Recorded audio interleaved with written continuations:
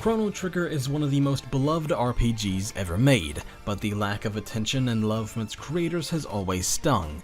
That's where Kickstarter, the perpetually powered nostalgia machine, comes in, and developer Zeboyd Games. They've been slowly making a name for themselves since their debut game, a visual novel called Epiphany in Space, back in 2009, and Cthulhu Saves the World in 2011. After working on a couple of Penny Arcade Adventures episodes, poor bastards, they were back on Kickstarter with Cosmic Star Heroine, a sci-fi spy RPG with more than a few similarities to Chrono Trigger. Raising over $130,000 in October 2013, the finished product is finally in our hands.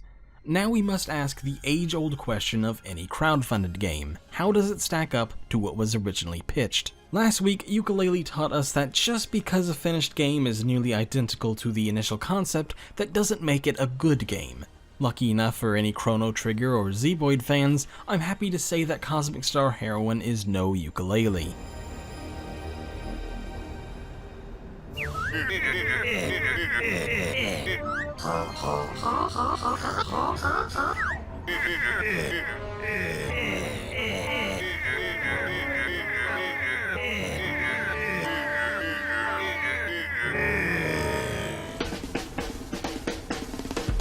Zeboyd Games started out with a big advantage over most other developers seeking crowdfunding: experience. Cosmic Star Heroine was not their first rodeo. That would be Cthulhu Saves the World in February 2011. Also unique to Zeboyd was the fact that Cthulhu Saves the World was out by the time they went to Kickstarter with it. Yes, they pulled a Lab Zero Skullgirls before it was cool, looking for some extra cash for new gameplay modes and a PC port. To say this Kickstarter campaign is bare would be an insult to bears. The page is home to a handful of paragraphs asking for money for the new mode and port, a brief description of what the mode will be, and how much money they're asking for. That's it. But keep in mind this was 2011, a full year before the service became popular, and you can get away with campaigns like this, as Zeboyd did. They walked away with about $7 grand, completing the new mode and PC port. In the long run, this campaign gave them experience at crowdfunding, informing them on what works, what doesn't work, community interaction,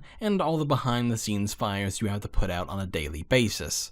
That experience, Indiegogo'd their Kickstarter. Oh god, that didn't work. Their new Kickstarter campaign in October 2013. This was their most ambitious game yet, an epic in scale turn-based sci-fi RPG inspired by classic JRPGs called Cosmic Star Heroine. What I love about this Kickstarter campaign is that, despite those inspirations, Zeboyd doesn't sell itself on being a reimagining or any kind of spiritual successor like so many other crowdfunding campaigns do. They pitched Cosmic Star Heroine on its and their studio's own merits, not from somebody else's, and that's something a lot of developers can learn from. Now, let's take it from the top. Cosmic Star Heroine is a turn-based sci-fi Japanese-style RPG from Zeboyd Games, currently scheduled to come out in 2014 for Windows, Mac, Linux, PS4, and Vita.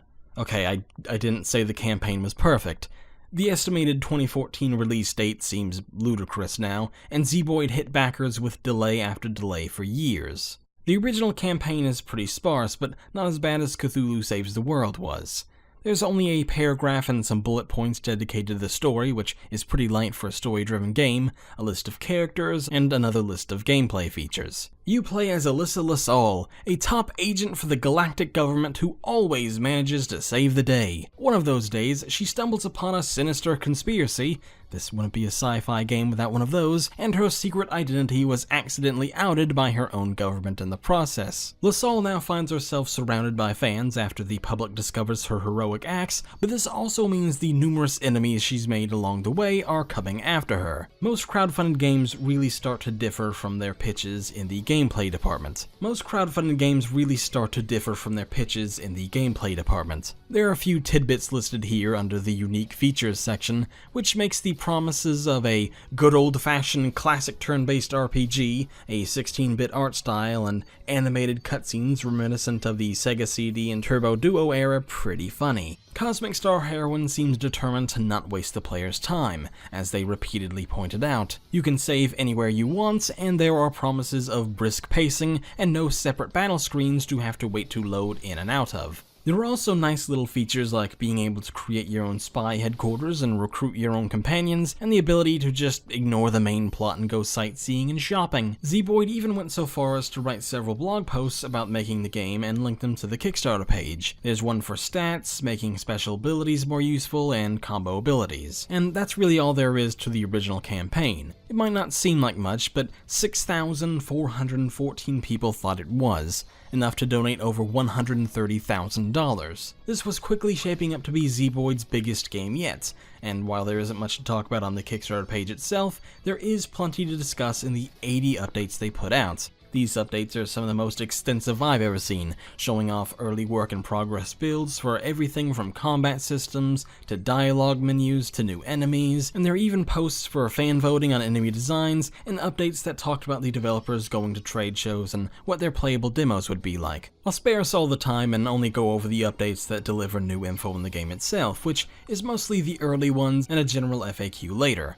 Actually, let's start with that one, since there's still plenty of things we don't know about the game yet. On December 17th, 2014, Zeboyd had its first general Q&A on Kickstarter. Among the highlights were the $10 and $15 price tag, a 15 to 25 hour playtime, 11 possible companions, and the ability to travel to 3 different planets. This update also talked about the combat system, which was proving to be a big innovative feature in CSH. In combat, there's no MP. Instead, the abilities you have can only be used once until you use a defend recharge move to restore everything. This encourages the player to not just spam the same moves over and over again, but instead think about how best to use their whole arsenal. Thanks to Zeboyd's meticulous updates, we have a pretty good idea of how this game evolved over the course of its development, and for once, we can easily answer the question of how similar the final game is to what was in the original Kickstarter pitch. The answer is quite similar indeed. We were conducting exercises with a new type of experimental weapon. A weapon that will change the world. What? A weapon with the ability to launch a nuclear attack from any place on the face of the Earth. A nuclear-equipped walking battle tank. Metal Gear. It can't be. Like with many, well, every Kickstarter campaign we've looked at in this series so far, the original campaign was pretty sparse in terms of concrete information about how the game would be played. Luckily, the updates fill in some of the gaps, namely in terms of combat, which was always the big selling point to begin with. True to Zeboyd's word, the combat is indeed pretty unique, especially for a game that, on the surface, looks like yet another pixel art RPG that's doing nothing more than covering old Final Fantasy games. The combat works exactly as described in that update. Instead of having a mana bar, you have a series of attacks and a defend ability. Most attacks can only be used once, and the only way to reuse them is to use defend in the next turn, unless you want to use the much weaker bash move, which is infinite. On top of that, there's the hyper meter, which fills with each turn, and when it's full, your attacks deal extra damage. It makes what could be an otherwise played out and repetitive combat system a much more engaging experience. You have to determine when to defend, when to use your main attack, and when to simply bash, and when it's best to use your hyper meter, and when it's best to play defense. It only gets more and more complex as more characters are added to your party. Zeboyd previewed multiple aspects of the game early in development, so it's easy to compare those early images with the final product. We were talking about combat, so let's start there. As you can see, it's nearly identical, with the one difference being the position of the text of whatever skill you have selected. It's a small change, but it makes it ever so slightly easier to read since it's now next to the menu. The dialogue menus are exactly the same though. Nothing revolutionary, it's a pretty standard way of displaying dialogue in RPGs, but it gets the job done. Likewise, the inventory menus are basically exactly the same, though the yellow text has been replaced with white, which again might not seem like much, but actually makes what would have been the worst game of all time into one of the greatest. The cutscenes first previewed in a January 2016 update are exactly the same as well, but since that's so much closer to release, it's not quite as impressive. I can keep going on like this, but I think you get the point. The game has remained almost entirely unchanged throughout the course of development, at least as far as we know, and it hasn't changed all that much from the initial pitch on Kickstarter either. Now, I should point out that that isn't necessarily a good or bad thing, it's just the way it is.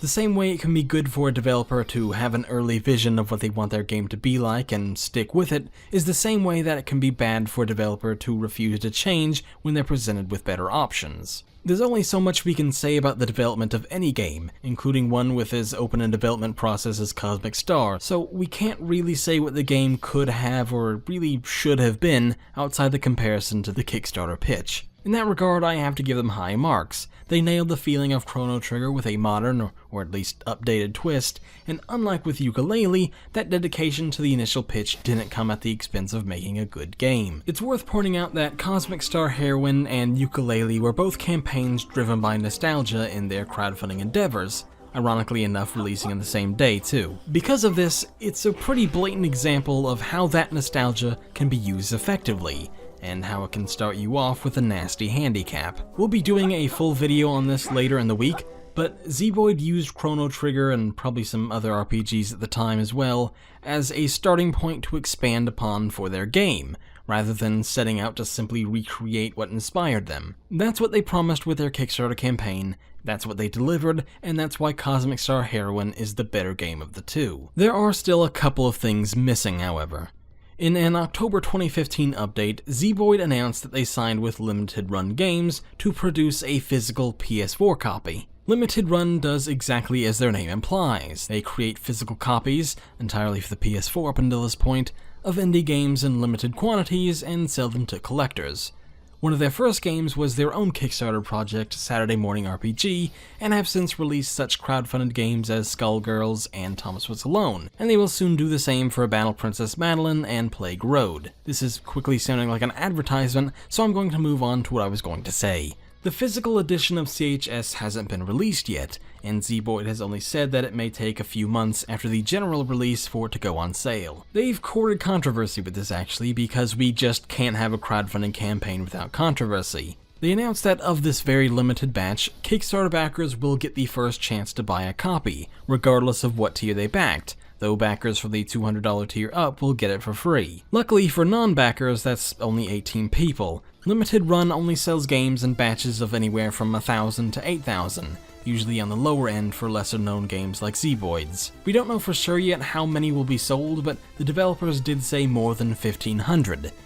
This means that, theoretically, the some 6,000 backers could suck up every copy of the game, especially since individuals can usually buy 2 copies before it has a chance to go on sale to the general public. Someone who backed the game for only $1 could buy 2 copies for $25 each and sell them both on eBay, where even the lesser known titles can go for twice their original price. It's an interesting discussion, and one that's been heating up on game collecting forums ever since this was announced. I can't say that I'm a fan of this as a collector myself, especially since I didn't originally back it, but at least Zeboyd and Limited Run made this announcement from the start. We'll see how it goes down in a month or two, or however long it takes, but I can appreciate Zeboyd at least waiting to make sure the game is fully patched before putting it on disc. You could say that without the need for any patches or DLC, this release will be very nostalgic. Right? Right? Okay. And you may remember earlier when I was making fun of the 2014 estimated release date, there was mention of a Linux version. Well, surprise surprise, it's delayed, without a firm release date backing it up, just soon. It's a shame Zeboyd didn't say this anywhere other than the Steam page mere days before the game was released, but I suppose it's better than not saying anything at all, or outright cancelling it. Still, it's just another tiny thing that puts a bit of a damper on an otherwise great Kickstarter story.